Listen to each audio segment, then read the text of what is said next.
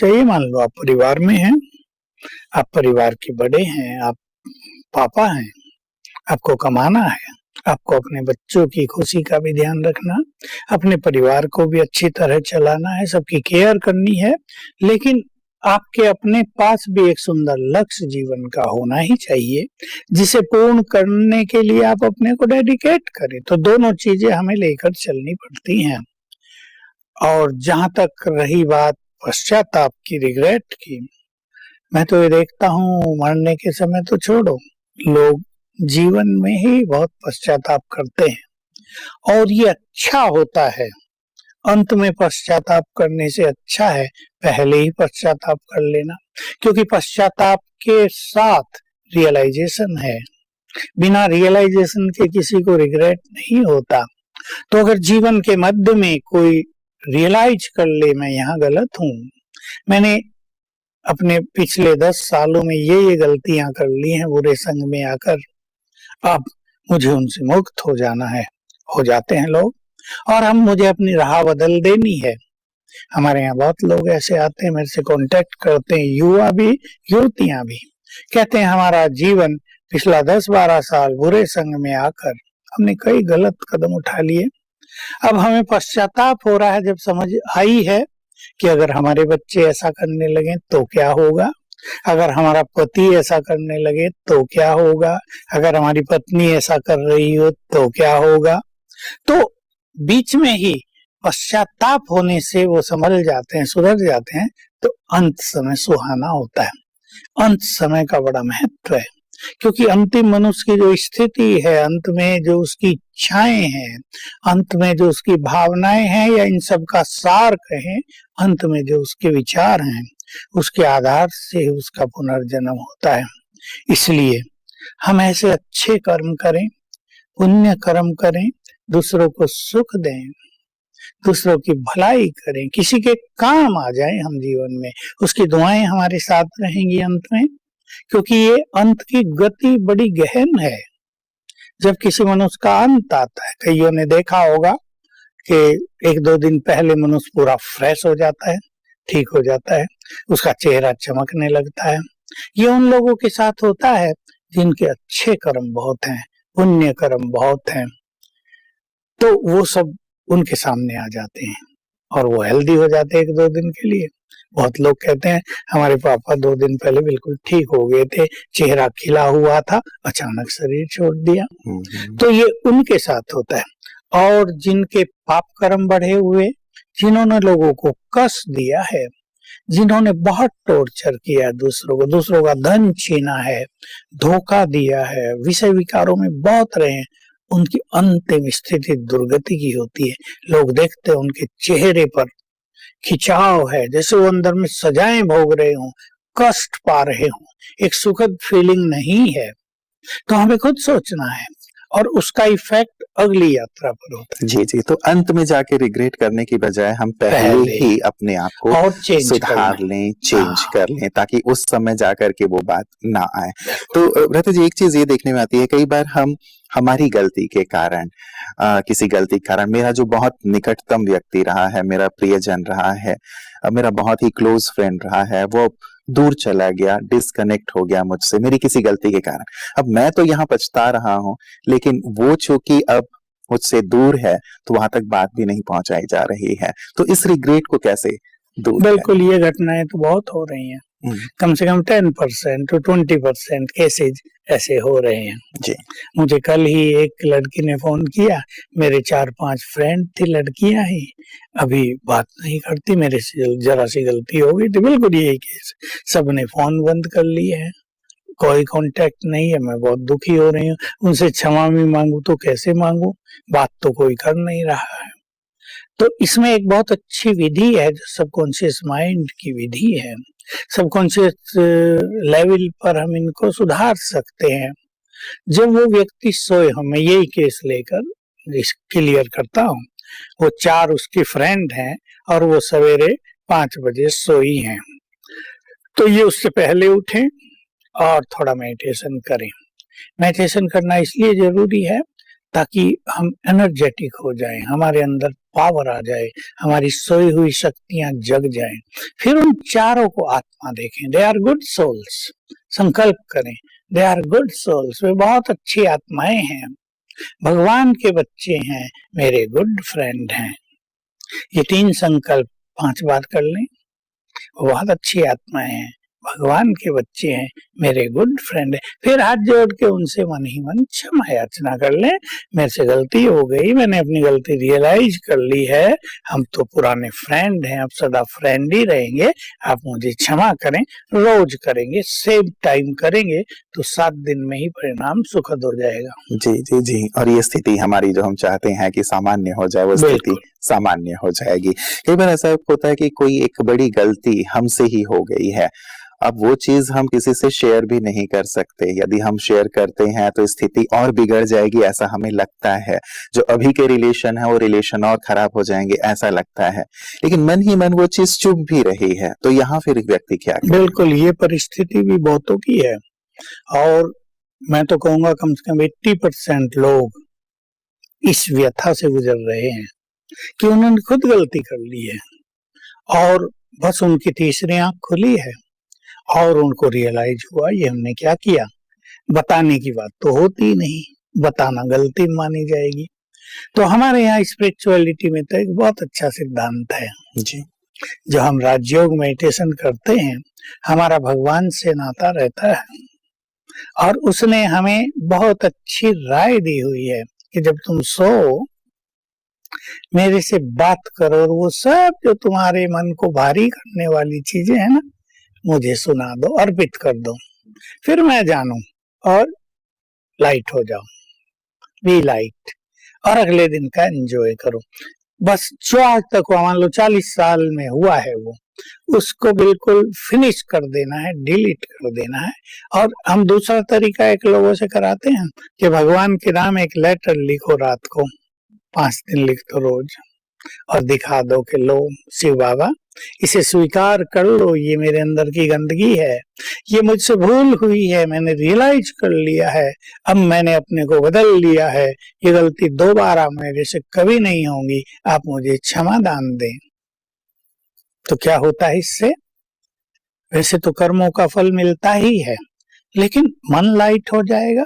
और दूसरी बड़ी चीज होगी, शिव बाबा जो ऑलमाइटी है, जो प्यार का सागर है, प्यार की दृष्टि से हमें निहारेगा, अपने वाइब्रेशंस देगा और हमारे अंदर उस पास्ट को भूलने की ताकत आ जाएगी और फ्यूचर को सुधारने की भी ताकत आ जाएगी। ये बहुत बड़ा बेनिफिट होगा। इसलिए सबको मैं राय दूंगा, थोड़ा राजयोग की ओर बढ़ें।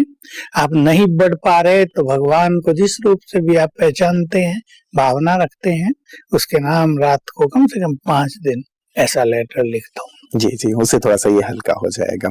पता जी, एक जो पहली वाली बात थी उसी पे मैं फिर से आता हूँ। कई बार ये होता है कि हम दूसरे के लिए ही सब कुछ कर रहे होते हैं, उनकी इच्छाओं कामनाओं के लिए सब कर रहे होते हैं, लेकिन अपने अंदर की जो एक खुशी होनी चाहिए जिस चीज से मुझे, वो कार्य हम नहीं कर रहे होते हैं। तो यहाँ पे फिर वो बात कई बार, क्योंकि हमने अपने आप को दबाया, अपनी उस जो कामना थी कि मुझे ये करना है वो नहीं किया, तो कहीं ना कहीं वो लास्ट में निकलता है और ये देखा जाता है कि इनके लिए हमने किया। पेरेंट्स की बात मैं कहता हूँ, जिन बच्चों के लिए हमने सब कुछ किया, उन बच्चों ने लास्ट में हमें ठुकरा दिया, तो वो एक ग्लानि का भाव कि अपने लिए तो मैंने कुछ किया नहीं, जिनके लिए कि उन्होंने ऐसा कर दिया है। ये बात कुछ लोगों के साथ हो रही है, माँ बाप और बच्चे। दूसरा, पति और पत्नी। बहुत पतियों के साथ ऐसा हो रहा है, वो अपनी पत्नी को राजी करने के लिए जीवन लगा देते हैं और वो है कि राजी नहीं होती, शिकायतों पे शिकायतें बनी रहती है और वो भी बच्चों की तरह फाइनल कह देती है, तुमने मेरे लिए क्या किया, मैंने तुम्हें अपना जीवन दे के बहुत बड़ी गलती कर ली। वो बेचारा लुट पिट गया और वो नाराज भी रह गई। इस नाराजगी से घर में एक माहौल नेगेटिव रहता है, इसका इफेक्ट बच्चों पर भी आता है। वो पति है, उसको बच्चे बड़े हो गए, बच्चे छोटे हैं, उनको संभालना, उनकी पालना करनी है। तो ऐसे में मैं अपनी स्वीट बहनों से कहूंगा, अब अपनी कामनाएं छोड़ दें, दोनों मिलकर एक सुखद जीवन जिए। सुखद जीवन उनका ही है जो निष्काम भाव से जीते हैं। एक दूसरे को देना, और देने के बाद लेना कुछ नहीं। ये मनुष्य की सर्वश्रेष्ठ स्थिति है। जो ये सीख ले वो सचमुच जीवन में बहुत सुखी और वो महान व्यक्ति बन जाता है। माँ बाप और बच्चों के बीच में भी यही रहता है कि माँ बाप ने जी जान लगा दी अपने बच्चों के लिए और बच्चे ठुकरा देते हैं। मेरे पास तो आती हैं कहानियां, माताओं ने बेचारे ने घर में बर्तन मांज के अपने बच्चे को पढ़ाया, इंजीनियर बनाया, शादी कराई, सोचा अब सुखी रहेंगे। बहू ऐसी आई, सास को कहा ये घर मेरा है, तुम्हारा नहीं, निकलो यहाँ से, दुर्व्यवहार करके निकाल दिया। अब माँ, और बड़ी बात ये होती है कि ऐसी लड़कियां पति को माँ से भी नहीं मिलने देती। अब माँ का दिल इसमें टूट जाता है। कई केस आते तो थोड़े ही हैं, पर 10% केस तो ऐसे आते हैं। इसमें मनुष्य को थोड़ा सा व्यवहारिक होना चाहिए। मैं तो अपनी छोटी बहनों से भी कहूंगा, जिनके मन में ये भावना रहती है ना कि वो पति अब मेरा है, माँ बाप से नाता तोड़ो तो मैं तुम्हारे साथ रहूंगी, कई तो ऐसा कह देती है, ये घर छोड़ के बाहर चलो तो मैं रहूंगी, नहीं तो मैं तो चली। तो ये जो स्थिति है ये खराब स्थिति है, और ऐसी बहनों को समझ लेना चाहिए जो व्यवहार तुम दूसरों से कर रही हो, किसी बच्चे को उसकी माँ से अलग कर रही हो, तुम्हारे साथ भी तो यही होने वाला है। कर्म का एक सिद्धांत बिल्कुल यही होगा, कर्मों का यही सिद्धांत है। मैं तो एक ज्वलंत उदाहरण सुनाया करता हूँ, उदाहरण तो बहुत आते हैं पर मैं वो फिर रिपीट कर रहा हूँ। दिल्ली की घटना है, 2 भाई, एक की शादी हुई, बिल्कुल यही केस। लड़की ने कहा नौकरी भी वहां से छुड़वा के दूर लगवाई और लेके पति को चली गई, और पति को बिल्कुल माँ बाप से डिस्कनेक्ट कर दिया, बात ही नहीं करनी। चलो बाप तो सह लेता है, दूसरा लड़का भी है, लेकिन माँ तो माँ होती है ना। दिल टूट गया बेचारी का। 11 साल हो गए, उसको संतान नहीं हुई, ज्योतिषियों के पास भटकने लगी। एक बड़े ज्योतिषी ने कहा कि तुमने किसी बच्चे को उसकी माँ से दूर किया है, उसकी सजा मिल रही है, बताओ किया ऐसा? रोने लगी, कहा किया तो है, यही है। तब उसने कहा उनसे क्षमा मांगो, जाके जी, कांटेक्ट करो, तब संतान होगी। तब उसने क्षमा मांगी, उनके पास 11 साल के बाद। अब सोचो, माँ बाप से 11 साल बच्चा बात न करे, हालांकि वो चुपचाप कर लेता होगा, बच्चे भी तो प्यार तो रखते हैं ना माँ बाप से। तो तब उसको संतान हुई और वो पास आ गई रहने के लिए।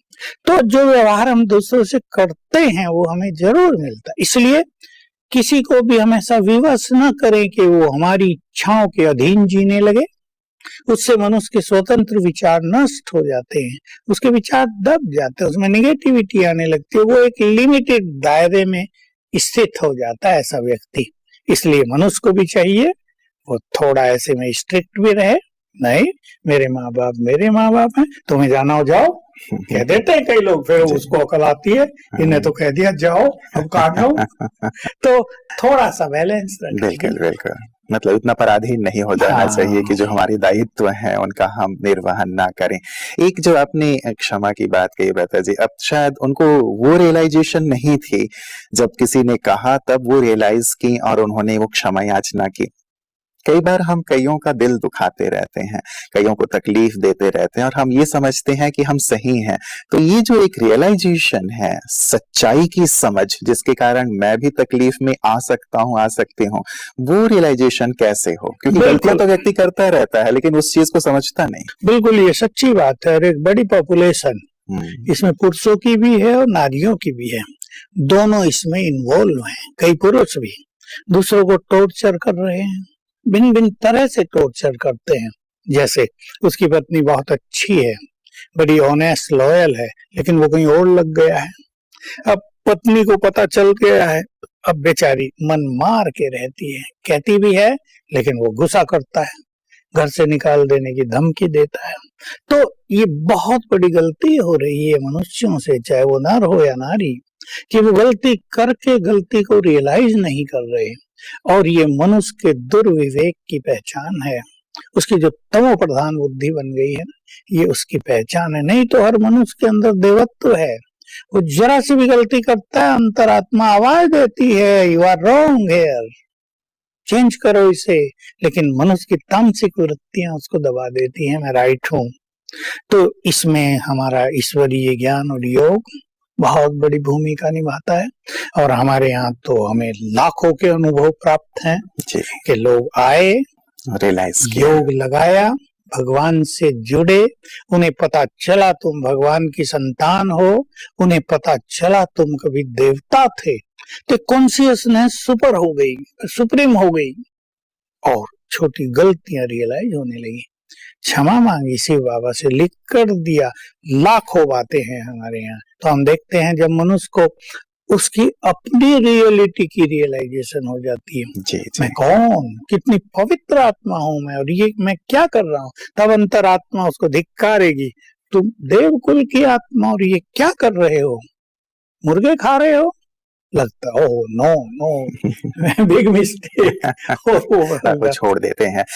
ये वाली बात जैसे खान पान की बात हो सकती है, वहां कुछ जो है रियलाइजेशन की बात। कई बार व्यक्ति मान लीजिए विद्यालय से नहीं जुड़ा है, अध्यात्म की ओर नहीं चला है, अध्यात्म के पथ पे कदम रखते व्यक्ति तो वैसे भी एक उसकी आत्मा जागृत हो जाती है। लेकिन कई बार व्यक्ति जो बाहर है नहीं समझ पाता, सोचता है कि मैं किसी से माफी मांगू, मुझसे गलती हुई है, लेकिन वो माफी भी नहीं मांग पाता क्योंकि उसका अपना ईगो सामने आ रहा होता है। और कई बार सामने वाला भी हमें माफ नहीं करता जब हम माफी के लिए कहते हैं, तो वो एक रिग्रेट तो बना रहता है कि मांग भी नहीं पा रहा हूं कई बार, और माफी मांगा तो भी उसने नहीं किया। तो यहाँ क्या किया जाए? यहाँ देखिए, वही हम सब कॉन्शियस माइंड के लेवल पे इसका समाधान करते हैं, और वो ये है जो मैंने पहले बताया कि 5 बजे या 4 बजे आप उठें जी, और थोड़ा मेडिटेशन करें, और दूसरा व्यक्ति क्षमा करे आपको, इसके लिए आपको उसकी सोई हुई चेतना को भी जगाना है। और इसकी विधि है, तुम बहुत अच्छी आत्मा हो, तुम भगवान के बच्चे हो, तुम बड़ी पुण्य आत्मा हो, तुम देव कुल के देवता थे। तो हम जो ये वाइब्रेशंस उसे भेज रहे हैं, और जो हम यहाँ संकल्प कर रहे हैं, जिस व्यक्ति के लिए कर रहे हैं, हमारे वाइब्रेशंस तुरंत उसको जा रहे हैं। अब वो सोया हुआ है, उसका सबकॉन्शियस माइंड फुल्ली एक्टिव है, ये हमारे विचारों के वाइब्रेशंस उसके सबकॉन्शियस माइंड में जा रहे हैं। 2-4 दिन के बाद जब उठेगा, उसको यही विचार आएंगे, मुझे क्षमा कर देना चाहिए। तो इस समस्या को हम इस तरह हल कर सकते हैं। 7 दिन में भी हल हो सकती है, नहीं तो 21 दिन में तो हो ही जाएगी। और क्षमा मांगना जो बात है, वो भी सवेरे ही कर लेनी चाहिए। कई बार ऐसा होता है, ईगोवश मनुष्य सामने जाके तो नहीं कर सकता, उसको लज्जा आती है, और लोग भी हंसेंगे अगर किसी को पता चल गया, छोटा समझेंगे हमें। तो सवेरे उठ के यही संकल्प मन ही मन उस आत्मा को इमर्ज करके सच्चे मन से विद रियलाइजेशन क्षमा याचना करनी चाहिए, कम से कम 7 दिन अवश्य, तो क्षमा मिल जाएगी। बहुत बहुत शुक्रिया भ्राता जी, एक सुंदर प्रकाश हमें मिला है कि कैसे हम अपने जो एक रिग्रेट की जो फीलिंग है, उससे कैसे हम सहज रूप से मुक्त हो सकते हैं, और इससे हमें मुक्त होना भी चाहिए समय रहते ही। बहुत बहुत शुक्रिया आपका। मित्रों, कहते हैं इंसान गलतियों का पुतला है, और यदि इंसान गलती ना करे तो भगवान हो जाए।